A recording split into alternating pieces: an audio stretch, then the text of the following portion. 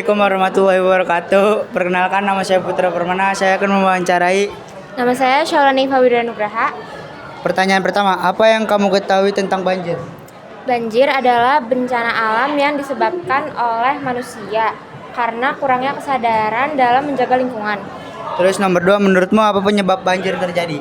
Seperti yang saya katakan tadi, itu terjadi karena ulah manusia yang kurangnya kesadaran menjaga lingkungan.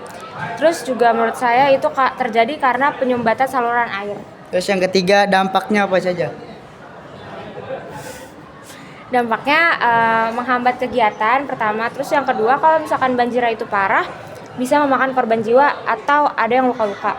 Pertanyaan keempat, bagaimana kita mengatasi banjir? Bagaimana cara kita mengatasi banjir, yaitu dengan menjaga kebersihan lingkungan. Udah gitu membersihkan saluran pembuangan air secara rutin itu juga dapat membantu.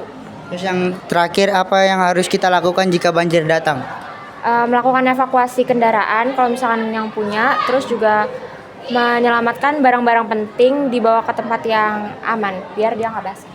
Sekian dari saya. Wassalamualaikum warahmatullahi wabarakatuh. Assalamualaikum warahmatullahi wabarakatuh. Perkenalkan, nama saya Gasani Filzaharani dan narasumber yang saya wawancarai Fairuzal Mareta.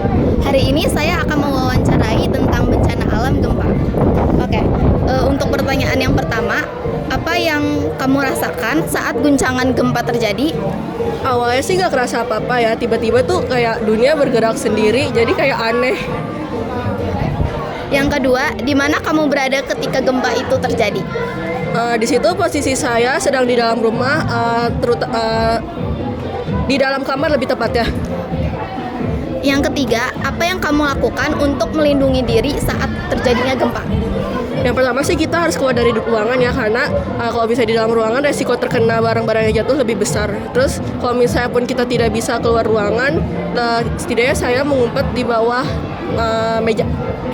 Yang keempat, apakah ada barang atau rumahmu yang rusak karena gempa? Alhamdulillah gak ada barang yang rusak. Yang pertanyaan yang terakhir, apa pelajaran yang kamu dapat dari pengalaman merasakan gempa itu?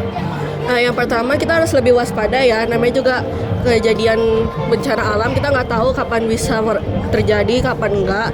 Sama kita harus mulai siap-siap ini, berkas-berkas penting disimpan di satu tempat supaya kalau misalnya ada apa-apa dibawanya lebih cepat. Oke, mungkin sekian wawancara saya. Terima kasih. Assalamualaikum warahmatullahi wabarakatuh. Perkenalkan, nama saya Usni, saya dari kelas 11I. Di sini saya ingin mewawancarai salah satu kader Adiwiyata, yaitu nama saya Syakila Nur Syafa dari kelas 11D. Ya, kita mulai saja wawancara pertama, yaitu menurut Anda apa saja kebiasaan sederhana yang bisa dilakukan siswa di sekolah untuk menjaga lingkungan? Yang itu udah basic banget ya. Kayak jawabannya pasti udah umum juga. Kayak misalnya buang sampah pada tempatnya, dan terus memilah sampah mana yang organik, mana yang bisa didaur ulang, mana yang non organik, mana yang nggak bisa didaur ulang, mana yang bahan-bahan kimia. Terus kan sering juga di-mention kalau misalnya untuk kayak apa sih harus menggunakan pemakaian sekali pakai, tempat sekali pakai itu gak boleh. Jadi harusnya yang kayak bisa dibuat berkali-kali pakai itu. Oke, pertanyaan kedua, bagaimana cara kader Adiwiyata mengajak teman-teman agar tidak membuang sampah sembarangan? Sampai sekarang sih kita masih berusaha ya, terutama di akun Adiwiyata sendiri, di Duta Lingkungan juga.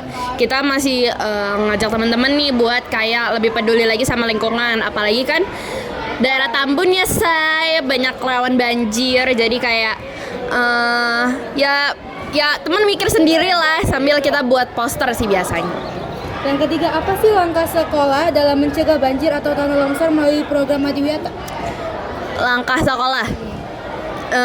sekolah tuh biasanya kayak ngingetin murid-muridnya untuk buang sampah pada tempatnya. Terus habis itu sekolah kan juga ngebentuk Adiwiyata per divisi, ada divisi PRLH, terus energi, sampah gitu-gitu kan. Nah biasanya itu juga kepake kok, kayak energi itu kayak matiin lampu kalau misalnya udah siang gitu-gitu sih biasanya. Nah, oke, yang keempat, menurut Anda seberapa penting peran penghijauan dalam mencegah bencana alam?